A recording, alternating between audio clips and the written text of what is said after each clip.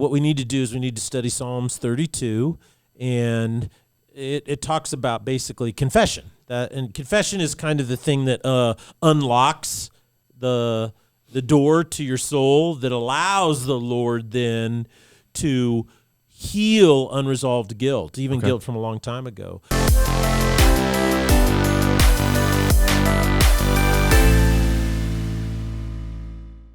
Ladies and gentlemen, welcome to the Salty Pastor Podcast, a podcast designed to help you learn to study the Bible for yourself by showing you how to look into the historical, philosophical, and cultural background in which it was written. The reason why the Salty Pastor Podcast is so different is because we're trying to get you to think for yourself. Remember, what you believe is one of the most important things about you. Therefore, you should know what you believe and why you believe it.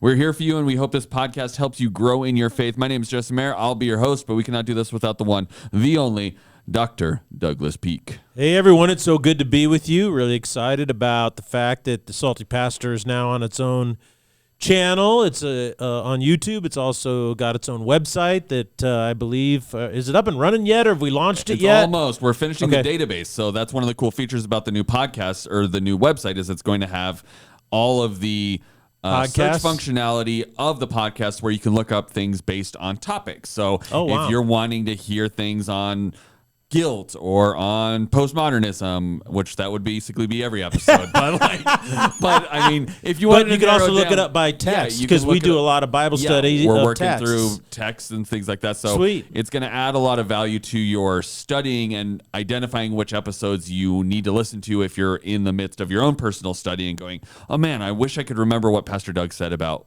blank. Yeah. And then you can go up and look up those episodes. Oh, wow. That's going to be great. That's going to be released here pretty soon? Yes. Sweet. Yeah. Well, I'm excited about everything that's happening. Don't forget to, if you're on YouTube, is to subscribe and like, because we're building the channel out now. And that, until we get to 1,000, I believe, is what the benchmark is. And so we're on our way to that. And so we want to keep going. So tell everybody you know, even if you listen to it on a podcast, log on to YouTube when you're at your computer and just go to the YouTube channel and then like and subscribe. Yeah, it doesn't cost you anything, but it does a lot for us being able to share this with other people. Yeah, so very much so. It takes you 10 seconds to do it, and it will make a huge impact in somebody else's life if they are able to discover it through your work. Yeah, we want to be able to continue to just see the Salty Pastor grow, and I think this series right now is on guilt has been really interesting in how it's resonating with so many people. Yeah, I mean, people have told me they're really starting to evaluate, which is your goal, their relationship with guilt. Yeah. And identifying where they do have guilt and where things are affecting them. And so I think it's been revelatory in a lot of ways for a lot of people to go, oh, he's right. I do have these things that I need to work through or that I'm dealing with. So I think that's been super powerful. And I mean, it really just comes down to that it's the Lord's will that we are sanctified, right? Yes. Like that's something that people are really discovering is he doesn't want you to sit there and be guilty. Like that was never the plan. The plan is he wants to sanctify you so you can be set free from that guilt. Yeah. And the things that cause it. And the things that cause it. So, why don't we just talk about what the process of that is? What's the first step in healing? Well, I think what we need to do is we need to study Psalms 32, and it talks about basically confession. And confession is kind of the thing that unlocks the door to your soul, that allows the Lord then to heal unresolved guilt, even guilt from a long time ago. But the difficulty is you can't really understand Psalm 32 unless you understand why King David wrote that psalm. Okay? And he wrote that psalm as a reflection on one of the biggest challenges in his life when he had really done something evil in the eyes of God, and that is the whole situation with Bathsheba. Okay. And so I'm going to read some of it and have you read some of it so that people can understand the background to what happened for him then to later on write Psalm 32 as a reflection of what he learned in that. But we got to understand the situation first. And so it starts 2 Samuel chapter 11, beginning with verse 1. So I'm just going to kind of read it. If you're listening, you're going to hear this story, and I want you to listen to how it is told and the way in which it is told. Verse 1. Then it happened in the spring, at the time when kings go out to battle, that David sent Joab and his servants with him and all of Israel. And they brought destruction on the sons of Ammon and besieged Rabbah. But David stayed in Jerusalem. So the story opens up basically saying is that David had got to the point where he didn't have to be out on the field anymore. I'm not going to do that anymore. But it's interesting. I love this fact that it's just like, oh, there's a time of spring when the kings just decide, hey, it's time to go to battle. All kings go to battle. Yeah, it's just like, oh, yeah, you know that holiday, like King Battle Day? I'm participating this year. Are you participating this year? It's kind of interesting, isn't it? But I think the point in their mindset of when they recorded this was David didn't do what kings usually do. Right? Now, at evening time, David got up from his bed. He walked around on the roof of the king's house. And from the roof, he saw a woman bathing, and the woman was very beautiful in appearance. So David sent servants and inquired about the woman, and someone said, "Is this not Bathsheba, the daughter of Eliam, the wife of Uriah the Hittite?" Then David sent messengers and had her brought, and when she came to him, he slept with her. And when she had purified herself from her uncleanness, she returned to her house. But the woman conceived, and so she sent word and informed David and said, "I am pregnant." Then David sent word to Joab, "Send me Uriah the Hittite." So Joab sent Uriah to David. So they were besieging Rabbah, where the Ammonites, okay? And they were in this siege of this city. So they're all camped out there, and they're battling each day or whatever they're doing during their siege. And what happens is he says to Joab, who is the head general of all the armies, and he says to him, "Bring me Uriah the Hittite." So Joab sends Uriah to David. Verse 7, when Uriah came to him, David asked about Joab's well-being and that of the people and the condition of the war. So he's just, small checking talk. in. Yeah, like why am I? David said to Uriah, "Go down to your house now, wash your feet." And basically what he means is go down to your house and get cleaned up and, enjoy your wife and your household and all that kind of stuff. Well, Uriah left the king's house, and a gift from the king was sent after him. But Uriah slept at the door of the king's house, and with all the servants of his lord, he did not go down to his own house. Now, when they informed David, he said, "Uriah did not go down to his house." David said to Uriah, "Did you not come from a long journey? Why did you not go down to your house?" And Uriah says to David, "Well, the ark and all of Israel and Judah are staying in temporary shelters, and my lord Joab and the servants of my lord are camping in the open field. Should I then go to my house to eat and drink and sleep with my wife? By your life and the life of your soul, I will not do that." Then David said to Uriah, "Okay, then stay here today, and tomorrow I'll let you go back." So Uriah remained in Jerusalem that day and the day after. Now David summoned Uriah to his table, basically, and he ate and drank in his presence, and he made Uriah drunk. And in the evening, Uriah went out to lie on his bed with his Lord's servants, and he still did not go down to his house. So now David realizes, okay, my plan to cover my tracks hasn't worked. Right? Right. Because he's basically trying to pass the baby off as his, right? Correct. The idea is he brought him back so that he would go spend time with his wife, and then the plausibility that it's his child is... And not David's goes up. But, of course, Uriah is what? He's an upstanding He's guy. An upstanding guy. He's like, all my fellow soldiers are out sleeping in fields, and the generals and everybody are roughing it. So why would I go and, hang out in my house and spend time with my wife when all the rest of my fellow soldiers are not getting that? Yeah, I'm not going to do that. That kind of betrays them a little bit. Yeah. So which points back to the opening statement in Samuel 11, verse 1. When all the kings went to war, David didn't. Right. All right. So David's at home in his house.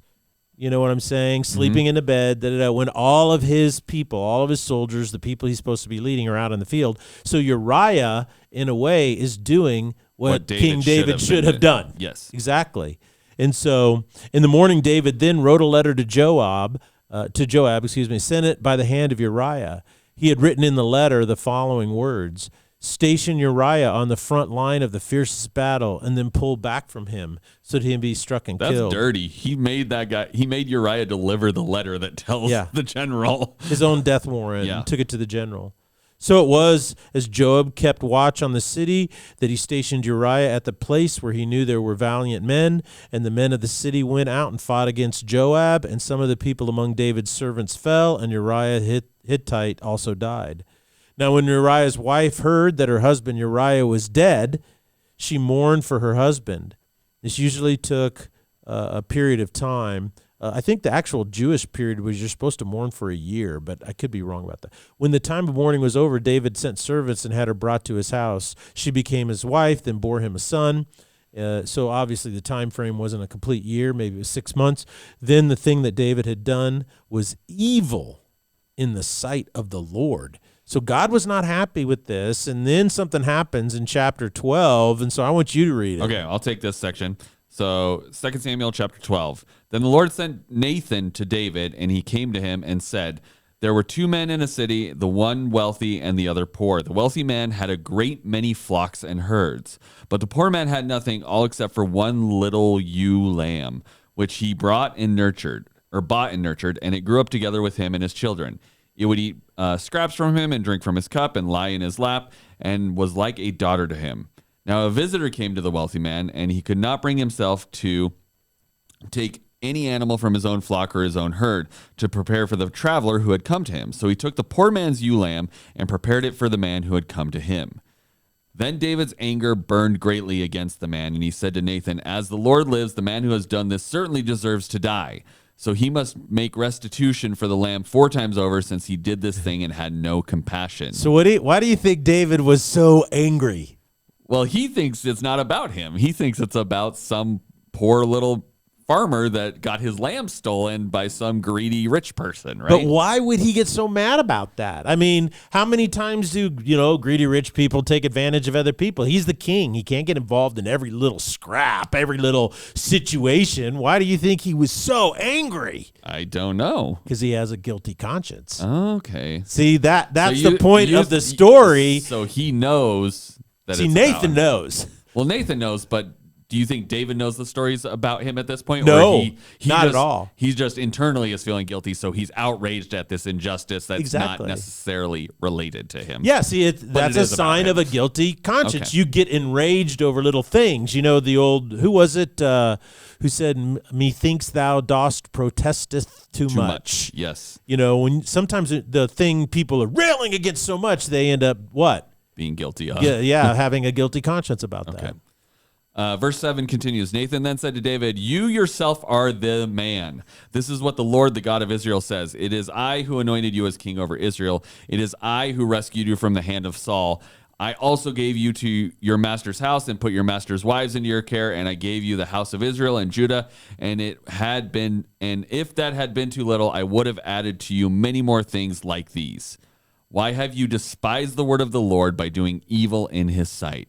You have struck and killed Uriah the Hittite with the sword. You have taken his wife as your wife, and you have slaughtered him with the sword of the sons of Ammon.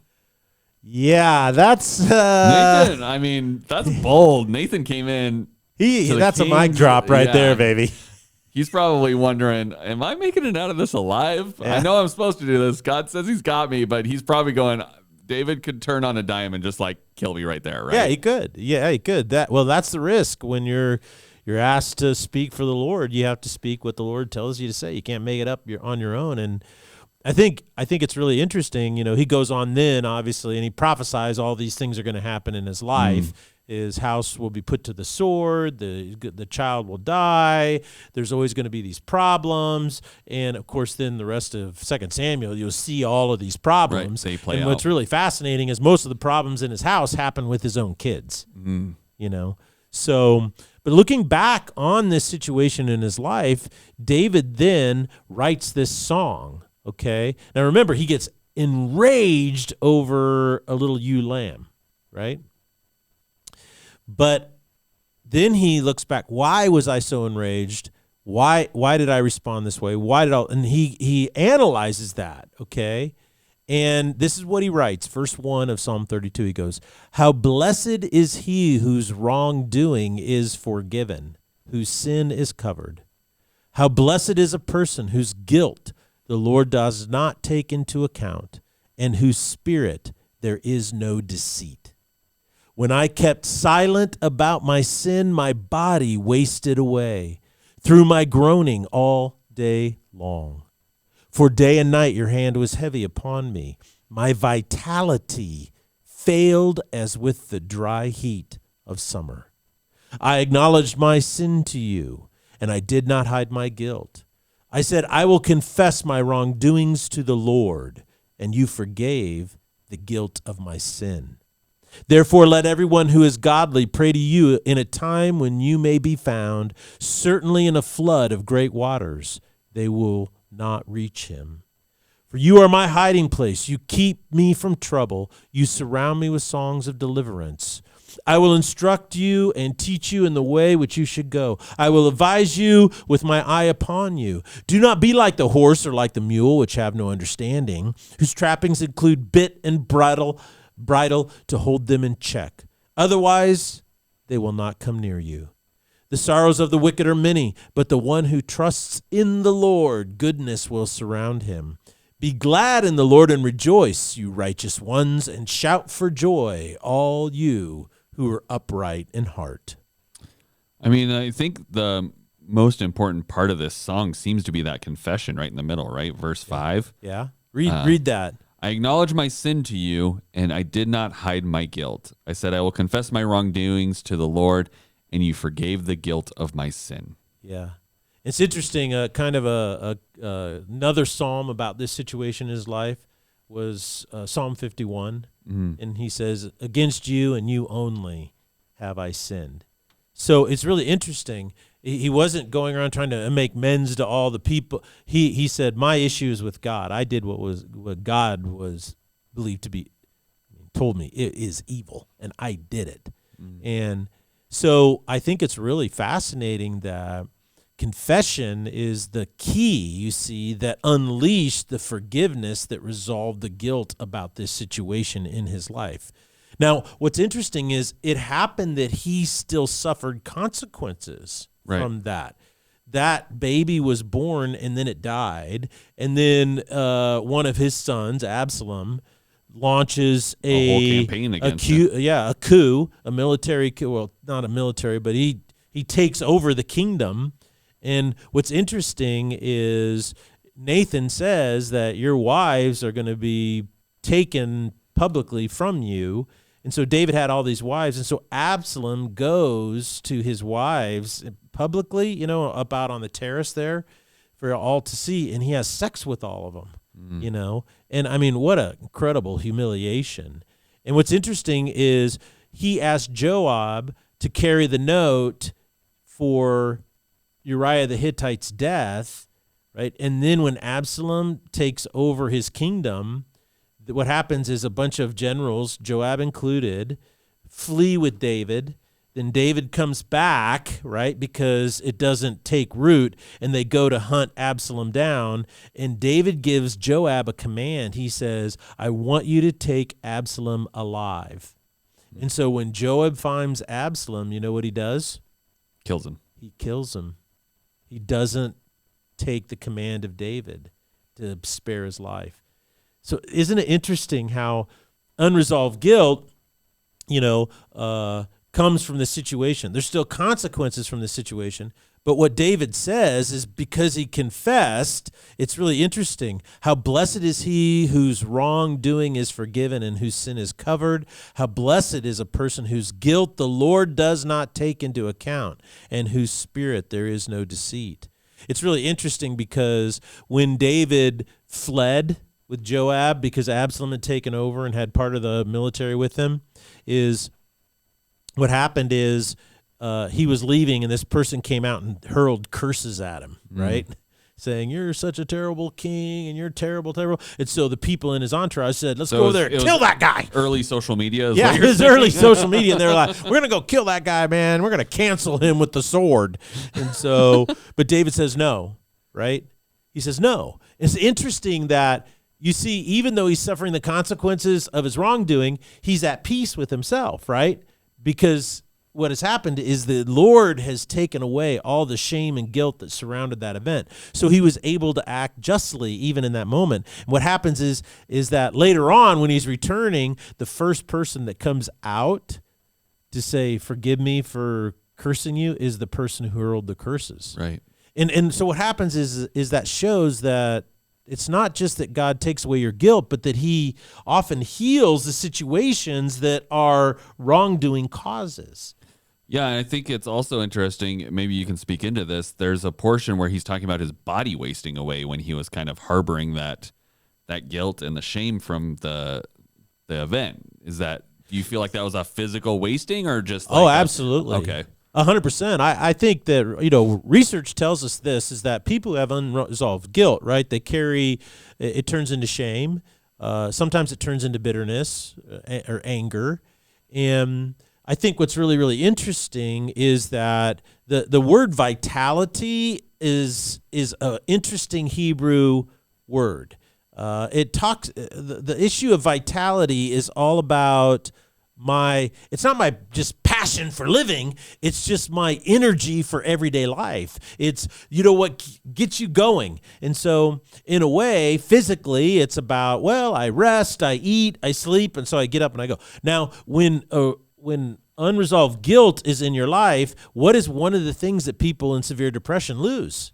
Motivation to do anything. They lose Energy. their motivation to do anything. They lose their appetite. Mm-hmm. They stop eating. They stop drinking. They stop sleeping. These are all the things necessary for living, right? Mm-hmm. So it's really interesting that a sickness of the soul can personify within you physically in such a powerful way. Psychosomatic is the term that psychologists use for that, which is basically when your body responds as a response because of a mental issue. Right. And so the issue's all in your head, right? In this place that they can't even identify, but it has a massive impact. It plays out in your body. Your body, yeah. And then, of course, when you stop sleeping and you stop eating and then you stop doing anything, what happens to your vitality? Start wasting away. Yeah, you waste away. So you will waste away not just physically, you can waste away emotionally. One of the things that I think is interesting about unresolved guilt is that people stop feeling the range of emotions, and then the only emotion they have is what? Anger. Yeah. That's the only time they feel alive is when they're enraged. I think this is, most people, why do, when you look at people, road rage, and you think, why do people have road rage? Well, that's because they're really raging, right, about something else. And it comes out when that guy cuts you off, or you perceive that guy cuts you off. So that really takes the fruit.